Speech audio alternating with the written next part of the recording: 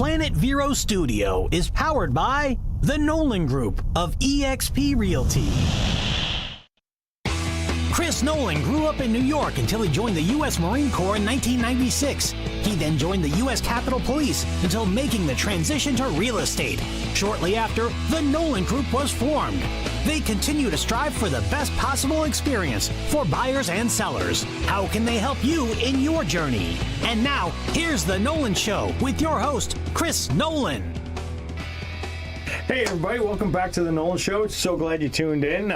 You were going to have a special treat this weekend. Heather Lewis was actually going to host the show, but I made it back in time, and she told me to take it back over. So you got it. With us, as you can tell, Heather Lewis is here. And then we also have Vicki Jarboe with Velocity Title here joining us. How you doing, Hi, Vicki? thanks for having me. Absolutely. How you doing today? Oh, pretty good. Awesome. And you're here to talk to us today a little bit about 1031 exchanges, correct? Yes. So what is a 1031 exchange? So a 1031 exchange, it actually used to be known as the Starker Exchange. And it started out, I want to say back in the 1940s. It was a farmer who wanted to sell his land to buy a bigger farm and increase his profits. And the federal government taxed him when he went to sell his land, saying, you have to pay a capital gains tax because you paid money on this. Well, he went back and said, well, really, I mean, I'm just moving my investment forward. Why should I have to pay taxes on this twice? So they started the 1031 section of the IRS code that provides that if you have an investment property, you can't get rid of the taxes, the capital gain tax, when you sell it, but you can move it forward. Right. So, if you take all of that money and you, and there's a process too, by the way, which we can discuss a little bit more. There are definitely like little minor things to it. Oh, my sign, disclaimer, not a tax attorney, not a CPA. There we go. Here we go. It looks more like a ransom note than a disclaimer, but that's my handwriting. So yeah. Should hold a newspaper article. I love it.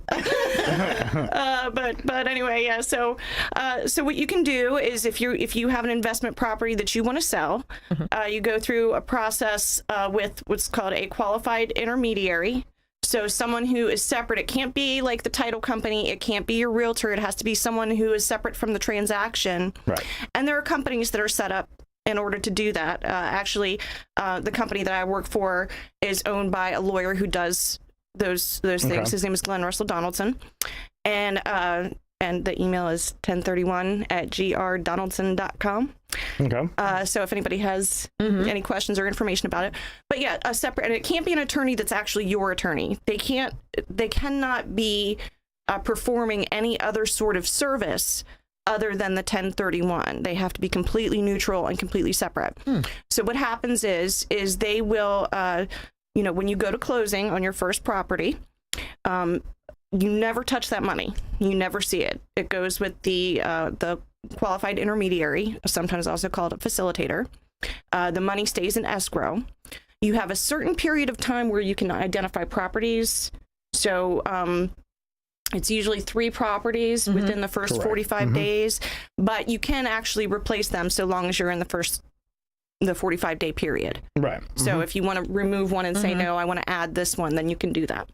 You can also... Now, just to clarify that for everybody listening, so does that mean they have to buy 3 properties? No, it doesn't mean that. It just means that they have to identify potential properties that they would like to buy. Right. So, like I said, 3 or more. And you actually can purchase multiple properties so long as the value, the cumulatory value, is equal or greater than that of what you were selling. Okay. Yeah. There's also a couple little things to it in regards to if you have a mortgage on the property that you're selling and you're buying a new property, the mortgage has to be of a similar value from the property that you sold. So you have to have that too. So then you moving forward after you've identified your properties, you have 6 months to go to closing on that purchased property. And that's 6 months, not from the identification period, but from the date of when you sold that other property. And then if then what will happen is the qualified intermediary will wire that money to the title company for the new property, and then it's completed. Yeah, so I mean, it's actually a pretty neat tool. What you were saying as far as the intermediary, because I want to just make sure everybody's clear on that. You can still use your regular realtors. You can still use your regular title companies and mortgage companies. What this does is this takes it as a tool, because the minute you take those proceeds from that sale into your bank account, into your possession, and you can't do it. Then it becomes taxable. Right. What this does is this allows a vehicle where the money actually just goes straight from you into basically a holding account, and then it goes to the purchase of the new property. So technically, the money never passes through your hands, which is really a very neat tool. Well, and a couple more things about it. So the first thing is when we were talking about equal or greater value, you actually can do an exchange and where you purchase something that is a lesser value. However, you take they call it a boot. I sound Canadian when I say that, but it's a boot. And it's called a boot. And then so basically, instead of being taxed on that whole entire gain, you're taxed on the smaller portion. The smaller portion of left over. So yes, Very interesting. and by the way, too, this includes here in Florida we don't have state taxes, but in other states that do, that also covers your state taxes because it's under federal code. So any state capital gain would be covered for that as well. Now, that's pretty awesome. Yeah, that is awesome. Now, again, it doesn't get rid of it. What happens is let's just say the house that I sold. I sold it for $300,000, and then I wanted to go greater. I buy a new rental property, and I buy that one for $400,000, and then I sell it for $600,000. It's not going to go back to the $400,000. It's going to go back to the $300,000, or I'm sorry, for the purchase property of the very first property in the begin with. So that's why they call it's deferred. It doesn't get rid of it. It doesn't get rid of it. It's deferred, and then it goes back to that very original basis from that very first property that you did. And this is where the numbers start to get a little bit, confusing. And this is where you need to reach out to your CPA, your tax professional, and we have great tax professionals that we can refer you to as well. Now, the other thing is, this is not for your primary residence. This is for investment properties. That is correct. So, in very few instances, but they do occur, you may have to pay a capital gain on a primary residence if you have a very large gain off of it. Right. But yeah, you cannot do anything with that. That's just something that you have to take on a primary residence. It can only be an investment property. And I want to say that there are like minor situations where you can do it with a second home. I've read a little bit about it, but I'm not as familiar. So, if you have a second home and you're trying to do something like that, maybe convert it to an investment property, you want to talk to a CPA. Yeah, with the second home, it's a little bit easier to turn that into an investment home, on paper. So, the whole thing is if you have your primary residence and 6 months and a day that you live there, you can't do it. So right. Well, so and they're very specific when it comes to when you're trying to do anything a little bit different. There are very specific time periods that need to be abided by.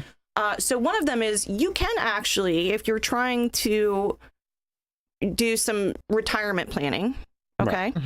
Let's say that you have an investment property. You're living in another state. You want to move to the beautiful free state of Florida. Right. Okay. And you can go and you can purchase a house down here. It has to be an investment property for a period of 2 years. Correct. So it has to be that. I'll ask you about that. Yes. But then afterwards, after 2 years, you can say, okay, well, I'm moving to sunny Florida, and now this is going to be my principal residence. And then from that point, if you live there for a period of 2 out of 5 years, 5 years. Okay. then you can absolutely forego the whole entire gain. Yes, I was reading something about that as well. Yeah, it's a great tool. And the bottom line is there's tons of tools, and anytime you guys are going to have a gain on your on your property, because we've seen a lot of gains here recently. Oh, sure. You need to reach out to your professionals. If you don't know who to reach out to us. We can put you in touch with those CPAs, the people that really know what to do to protect your assets, because these tools are put there for a reason. They're to help us, not to hurt us. Well, and I really do think that a lot of people who do their own taxes and maybe don't use a CPA really don't know how much they are going to end up paying. Yeah, and it can be a lot. Yeah. So here it's well, like I said, federal government, I want to say the highest, because it's a graduated scale, like it goes from depending on what the amount of income but the highest level of the bracket is 21%. So if you have that and then you couple that with some state income tax, that's 6, 7, 8. Yeah. Bottom line is you need to speak with your CPA. It's going to be 30% on I like it. I mean, it's an awesome tool. Yeah, so it is. For anybody that has that rental property out there, definitely it's a good tool, and you can use that if you're moving, to the state of Florida, out of the state of Florida, whatever you want to do. So it's a great tool. We do have to take a quick break though. So let's go ahead and cut off to a break right now. Guys, don't go anywhere. We'll be right back, and we'll see you in just a moment.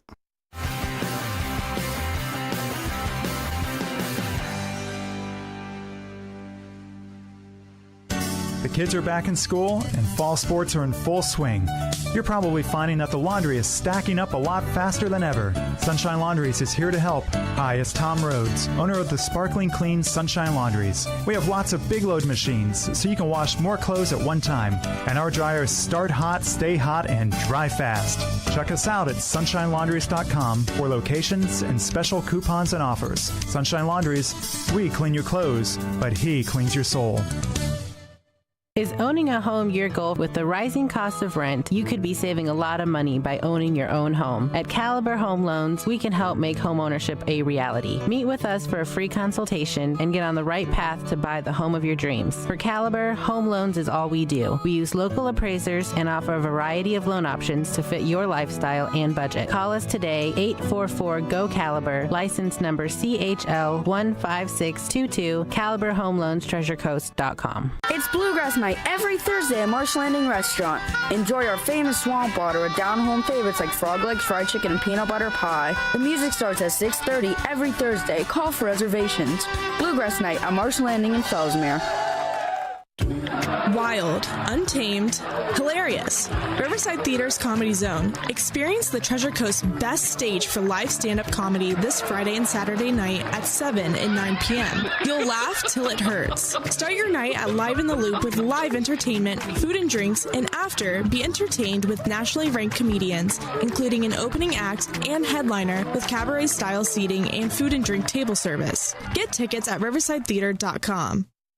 Even with all this financial uncertainty, real estate is still the best tool to build wealth. Whether you're looking at investments or using your real estate to provide a legacy, let us show you the way. I'm Chris Nolan of the Nolan Group of eXp Realty. Visit mynexthomefinder.com. Hey everybody, so glad you're still there, and I know you guys have choices, and I'm glad you chose to sit here and listen to us for a little while. As I said, we're here with Heather Lewis and obviously Vicki Jarboe with Velocity Title, so thank you once again for joining us. Of course. Now, Vicki was telling us about the 1031 exchange, and we have a lot of information on that, but what we want to get to for the last part of the show is we want to know more about you. What makes you do what you're doing? Because you're with Velocity Title. You started up in Maryland. You moved down here some years ago to Florida to escape whatever, weather and whatever else is going on in Capital Maryland. Beltway. It was just the Beltway. Just the Beltway. Just the Beltway. Okay. There was enough. That can be a little treacherous. Sure. Now, the inside of the Beltway or the outside of the Beltway? Both, either. Both. Or, Yeah, I was going to say both. Doesn't matter. Okay. All right. Well, at least on the outside, you get the exit and you're out of there, but the inside, you're stuck. But Yeah. Well, we moved down here because we were old people when we had kids. Okay. And we figured, we're My going to... goodness. What? She's not old. When she calls herself old, she's calling us old too. Pretty Chris. much. Oh, well. All right. Okay. But go ahead, I'm listening. So how long you been down here? We moved down here in 2015, and the funny thing is when we moved down we live in Melbourne, which I call it Melbourne now. I used to call it Melbourne, and I realized that meant that I'm from up north, but now I'm legit Floridian now. You're legit. It's Melbourne. And yeah, when we moved down, we had family that lived down here, and we didn't have any hurricanes, by the way. Just prayers for everybody over in Fort Myers and every other part of Florida that's been affected. Absolutely, yeah.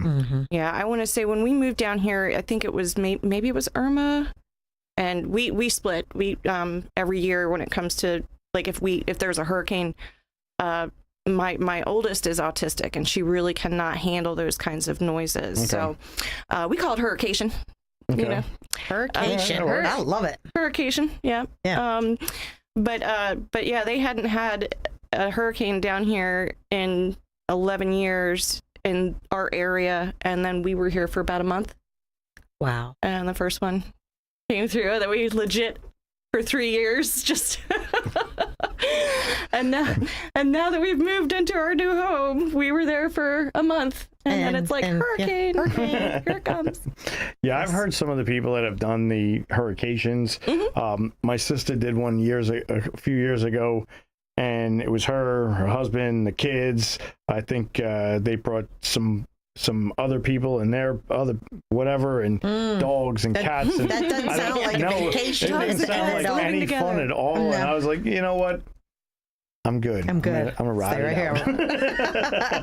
We go to Gulf Shores, actually. I mean, depending on where it goes. But the first year we went up to Maryland, and that was the year that 95 got washed out. Okay. So that was fun coming back. Okay. So other than, dealing with that stuff, you came down here in 2015 and you're loving life down here. Oh, we love it. So what do you do for fun when you're just out enjoying time with the family around here? Oh, Rob. What? What about Rob? You go and have... Oh, well, my husband plays guitar. So, his life is always fun.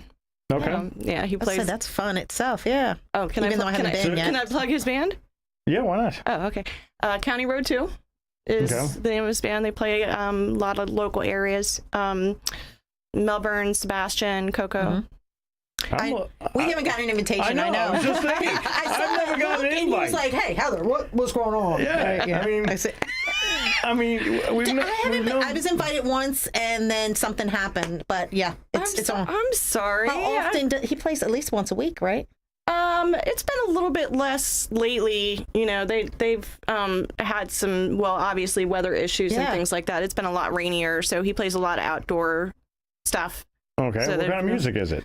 They do like classic rock, good stuff. Some country. I'm not a big country. I love country. I can handle country. Yeah. He does the newer and the older. He does some Johnny Cash stuff, which is super cool.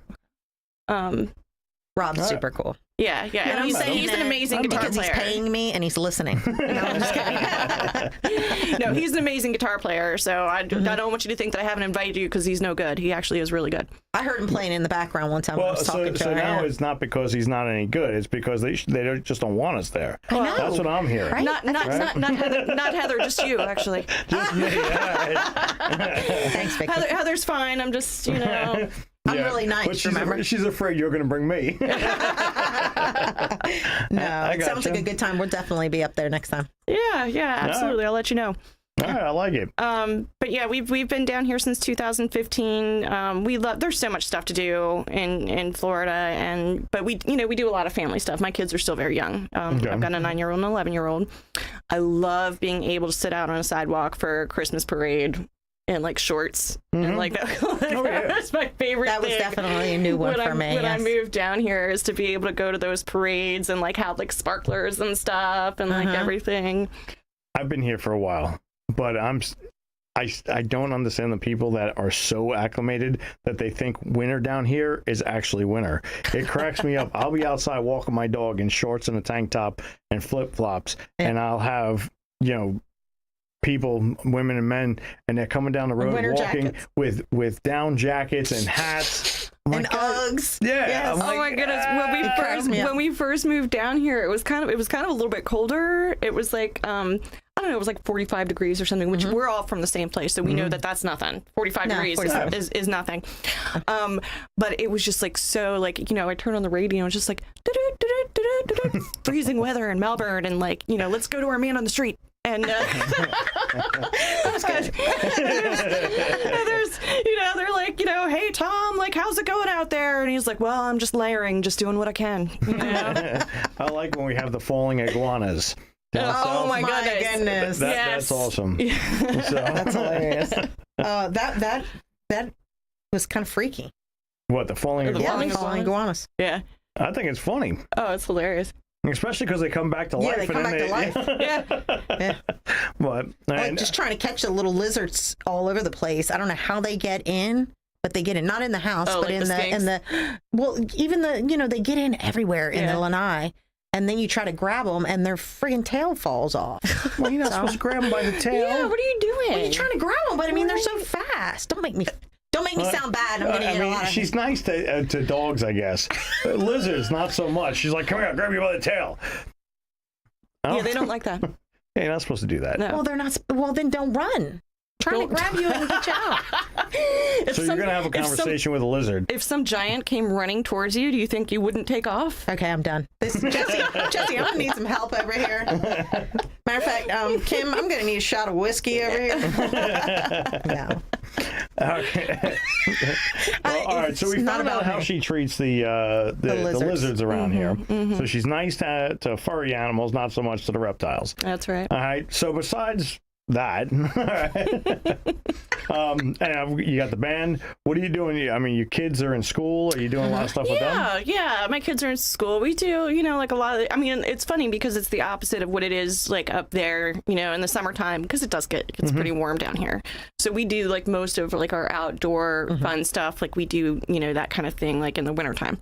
So right now it's just kind of like we look for places where they can bounce and oh yeah, stuff like that. Well, they've got all the October Festival things going on right now too. That I'm they got some good ones coming up. Yeah, they do. Oh yeah, well, and the Palm Bay Fair is this weekend, so we're going to be taking them to there. That's right by the Harley Davidson place. Oh, I didn't know about that one. Yeah, where you guys did your Yeah. Mm-hmm. your Yep. Yeah. expo thingy or whatever. Yeah. Right at the Harley Davidson dealer. Yeah. So they're having bounce houses and It's like a carnival. Okay. Yeah. Nice. Very cool. I like it. So, all right. So you got that stuff. Have you done? Have you done the indoor skydiving with the kids yet? No. Are you going I to? have not. I don't know. My little girls are kind of chickens. We're, again, we're old people, so we're kind of like helicopter parents, Like I don't know if either one of my kids is like ever skinned a knee, like ever. Like I don't think it's ever happened. Like they would probably just totally freak out if they did. That thing was fun. The indoor skydiving? Oh yeah. I haven't tried it yet. Oh my gosh, try it was it. so much fun. I don't know where it is here. We did it up in Maryland, but it was a lot of fun. The girls were scared though. They did it, but they were scared. What happened years ago? They had the places where you put on the Velcro suits and you jumped up on the wall. That Whatever sounds. happened to that? I don't know, but that sounds super cool. Because I saw that for a little while and it faded out real fast. I'm trying to think of the point of that. Like you just jump up the wall, you just get like stuck there, like you're like a fly getting stuck on a screen. Like what do you? I don't know. Maybe that's why it didn't stick around. But person was just simple-minded. I mean, it sounds like fun to me. I mean, you gotta, yeah. Well, I'm sure you had some parents that were like throwing kids up against the wall, and they'd be like, "I'll be back in a half hour." I mean, it's babysitters are expensive. Yeah, I mean, it's better than duct tape, I guess. No joke. Chris, really? Wow. And he's talking about me. He's only nice to dogs too. I'm nice to them all. I like dogs. Dogs are cool. I like all animals. They're Just not kids. You just want to throw them up. No, kids are fine. Yeah. But I mean, if you can Velcro them to the wall, I mean, you know right where they're at. I mean, how cool is that? I mean, what's the chances of losing one if they're Velcroed to the wall? True. I mean, I feel like there's not a whole lot of chances of me losing them anyway. Like it's kind of part of the gig with being a parent. Like you're actually supposed to watch where they go and stuff. Yeah. So. All right. So I'll be deferring to you going forward. And you will not be babysitting for me going forward. We only have a couple of seconds left. If somebody wants to get in touch with you as far as talking more about the 1031 exchanges or title work, how can they reach you? Okay, so for 1031 exchanges, we have an official email address for the attorney, and that is, and the situations are pretty specific. It's 1031 and, the numbers, 1031 at G.R. Donaldson, and Donaldson is DONALDSON.com. And if somebody wants to get in touch with me, it would be Vicki at velocitytitle.com. Perfect. Awesome, guys. Well, we got to roll. It's been great. Follow us on Facebook. Follow us to your new home. We'll see you soon. Bye.